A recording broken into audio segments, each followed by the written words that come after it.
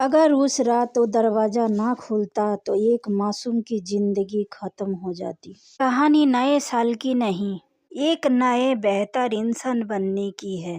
यह डर है लेकिन अंधेरे का नहीं, खुद से सामना करने का। यह कहानी बताएगी कि अल्लाह इम्तिहान क्यों भेजता है।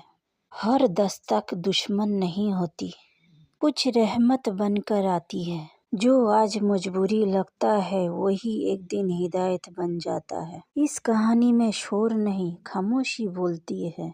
यह उन लोगों के लिए है जो टूट कर भी यकीन अटूट रहे हैं। अगर कभी दिल बोझिल हुआ है तो यह कहानी तुम्हारे लिए है। इसे कहानी समझकर मत सुनना, इसे आईना समझकर देखना, क्योंकि अंत में सवाल यह नहीं रहेगा कि क्या हुआ, बल्कि यह कि तुम बदल गए या नहीं। रुकैया की कहानी जिसे किसी ने नहीं सुना।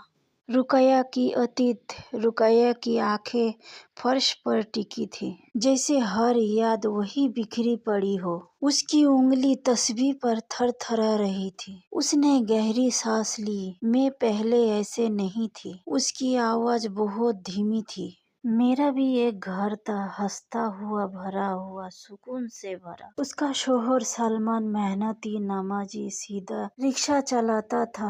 रोज फजर से पहले निकलता और मगरिब से पहले लौट आता। रुकैया, बच्चों को पढ़ा देना, मैं देर करूँ तो परेशान मत होना। फिर एक दिन वो देर हो गई, बहुत देर। रात हो गया, फोन बंद, दरवाजे पर पुलिस थी। एक्सीडेंट रोड पर कई गाड़ी भाग गई। सलमान वापस नहीं आया। रुकैया ने कहा, उस दिन मैं भी मर गई थी, बस सांस चल रही थी। मोहल्ले ने पहले ही तसल्ली दी। फिर सवाल, फिर ताने, अब कैसे चलेगा, किसके सहारे। माँ बाप पहले ही नहीं थे। भाइयों ने मुंह फेर लिया, हम पर बोझ मत बनो। रुकैया ने सिलाई शुरू कर दी। रात दिन आंखें सूज जाती, हाथ कांप जाते, लेकिन किराया, राशन, दवा सब भारी पड़ता। फिर मालिक ने कहा, कमरा खाली कर दो। बारिश की रात थी, बच्चे बुखार में तप रहा था और छत सिर से उतर चुका था। मैं उसी रात अल्लाह से कहा, या अल्लाह, अगर तू है तो कोई रास्ता दिखा। उसी दुआ के बाद वो आयशा के दरवाजे तक पहुंची थी। रुकैया की आंखें भर आई। आयशा की पलकें से आंसू टपकने लगे। मैंने तुम्हें बद्दुआ नहीं दी, रुकैया बोली, बस दुआ की। नजीर साहब ने सिर झुका लिया।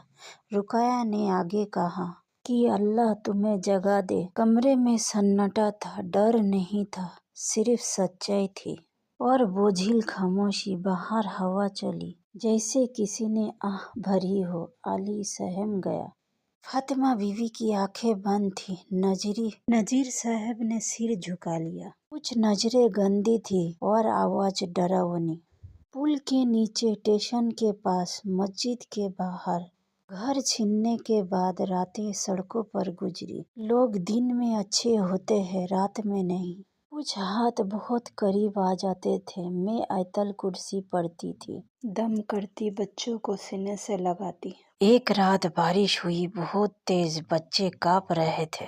उसकी सांसें तेज थी और मेरी दुआएं भी। एक आदमी पास आया, मदद के बहाने। रुकैया पीछे हट गई। उस रात मैंने समझा दुनिया कितनी बेरहम है।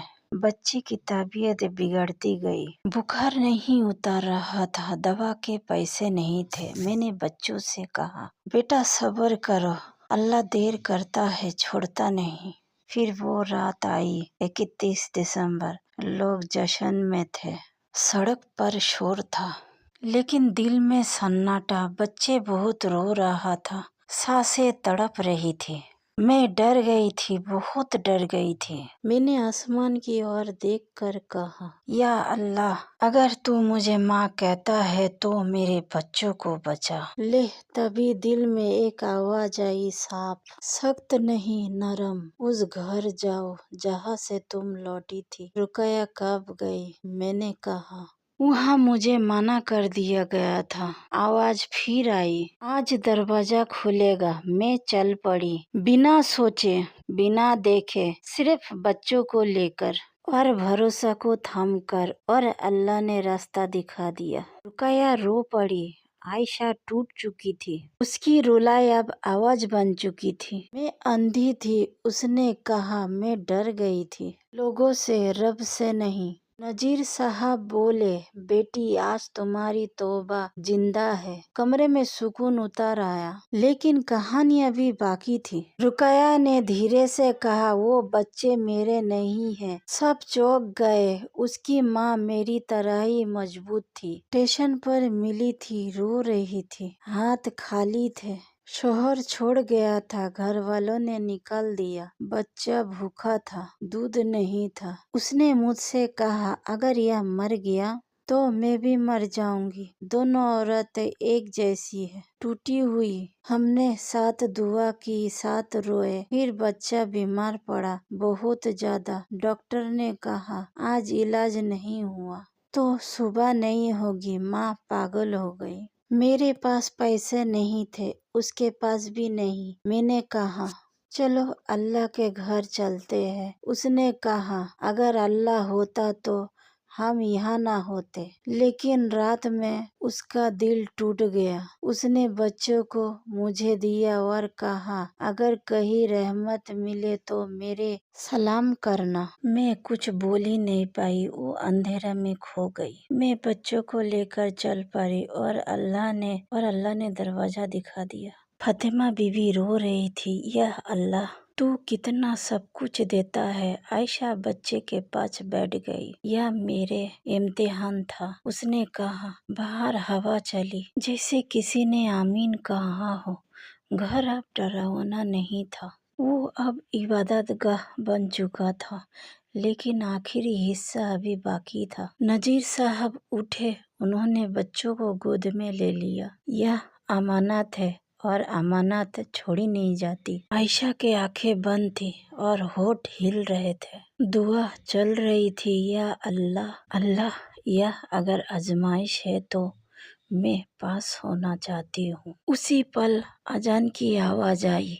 फजर बिल्कुल साफ। रुकैया ने राहत की सांस ली। अब डर नहीं है, उसने कहा। अब भरोसा है। आयशा ने बच्चों को सीने से लगा लिया। फातिमा बीवी बोली, अब यह अकेला नहीं है। जिस घर में मजबूर आए, वह घर कभी उजड़ता नहीं है।